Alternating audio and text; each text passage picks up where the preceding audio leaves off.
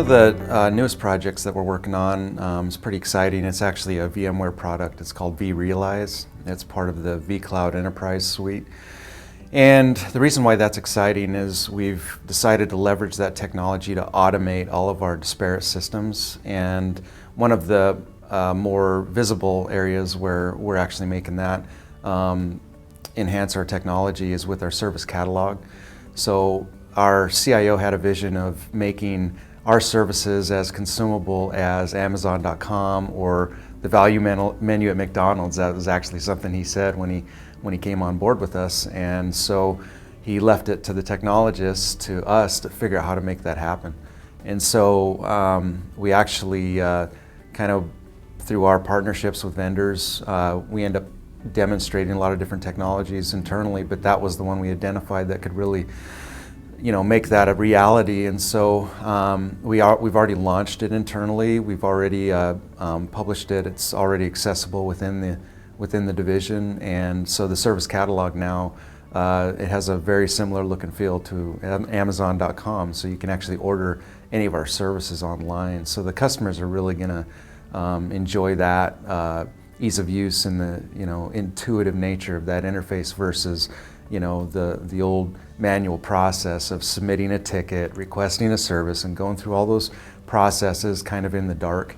So that's a huge way we're leveraging new technology that's going to dramatically improve the way we do business. Just one step further, we're also leveraging that same technology to automate a lot of our internal systems. We have, like a lot of state governments, we have a ton of some antiquated, some new systems, but they're all very disparate. And so we're actually going to use that vRealize platform to automate all of that and bring it all into one nice, clean front end and make it all basically flow. We're going to have more of a intuitive workflow process now throughout the organization. So we're trying to leverage that technology to be more efficient and be easier to, not only be easier to do business with, but then also make our lives easier internally by making things more efficient.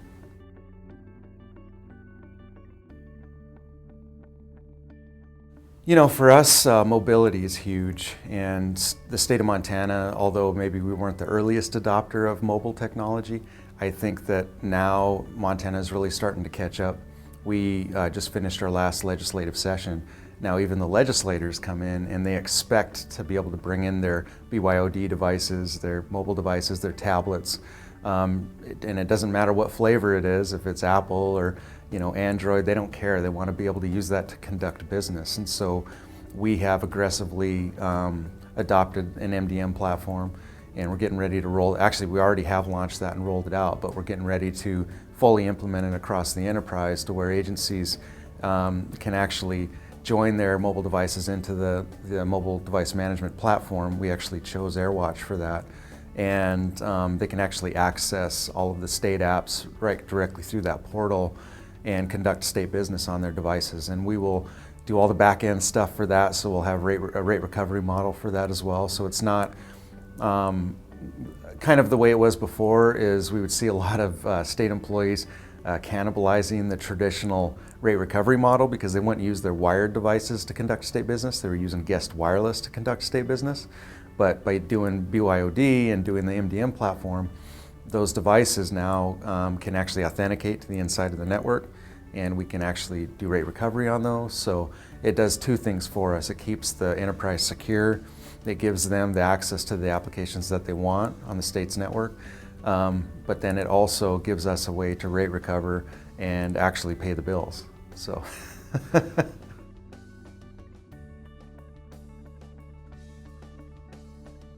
Yeah, one of the most obvious areas is with security and disaster recovery. We actually kind of have the luxury of owning and operating our own data centers. So we have our primary data center right in Helena, Montana, and the disaster recovery backup data centers in Miles City. So they're geographically dispersed and on two different power grids.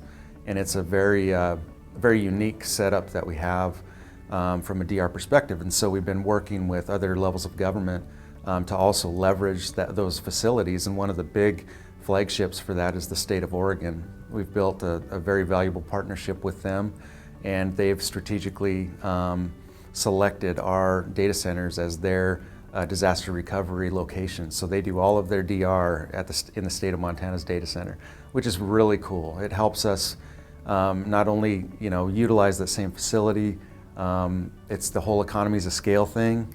By them participating, it makes it cheaper for everyone else and saves the taxpayers money. And plus, we have such a similar environment to the state of Oregon from a security and compliance perspective that it was just really easy to work with them and do the intergovernmental agreement and launch that. So that's a huge area where we're doing a collaboration with other state government. But we've also used that facility to collaborate with local governments as well. Counties are leveraging that facility, and then also the university systems are leveraging that facility. So even if you're not connected to the state of Montana's network, you can still do a VPN. As long as you have a protected, encrypted connection into our data center, you can do disaster recovery in a state-of-the-art facility like our data center. So that's one area where we've really kind of blown the doors off of our collaboration efforts, and we're really allowing pretty much any quasi-governmental agency that wants best-in-class DR, we're allowing them to use that facility to do that.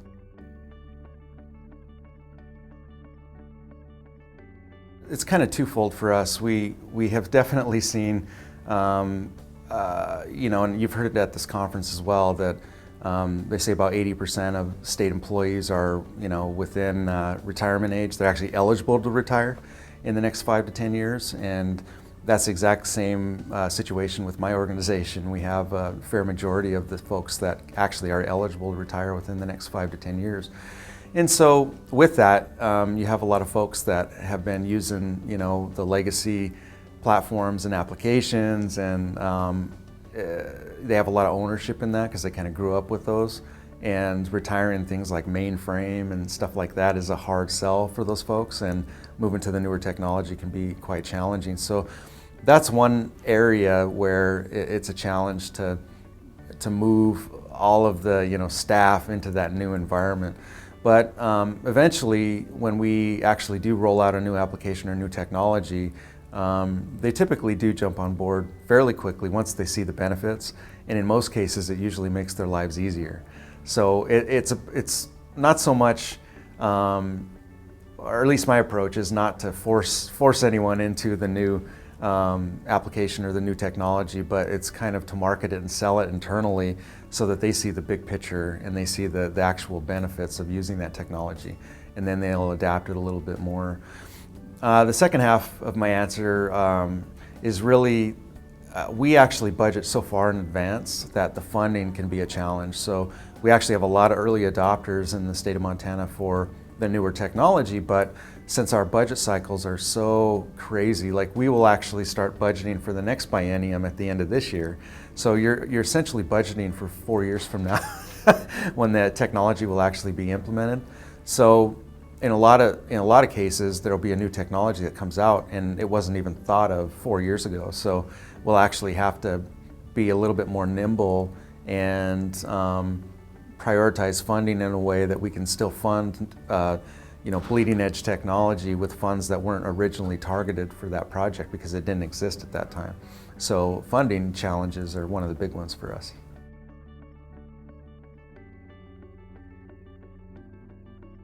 Yeah, so the millennials are a fun group, and I really enjoy recruiting a lot of those individuals. They definitely don't want to conform to the traditional 9 to 5 or 8 to 5 work day and the 5-day work week. So what we've tried to do is be a little bit more flexible from a work day schedule.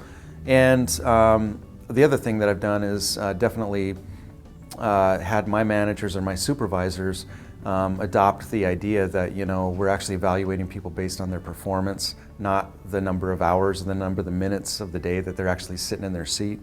I think the days of managing based on that, it's just, it's not going to stand the test of time. Millennials, they want to be able to work hard and play hard and do it on their schedule, and we need to be flexible to recruit new talent, especially when state government, we can't pay as competitively as private industry. We have to be a lot more flexible in other areas since we can't wave the dollar in front of them. So yeah, workplace flexibility has been huge for us, attracting the millennials. And there's been a lot of huge benefits as well because they understand the technology a lot more than some of us old guys that have been around forever. They pick it up, they grasp it, they adopt it, and they just run wild with it. And so we need that innovation. We need that level of excitement and enthusiasm in the workplace. And the way we kind of keep them motivated is to give them the flexibility they need to, just do the work based on their performance versus based on the traditional 40-hour work week.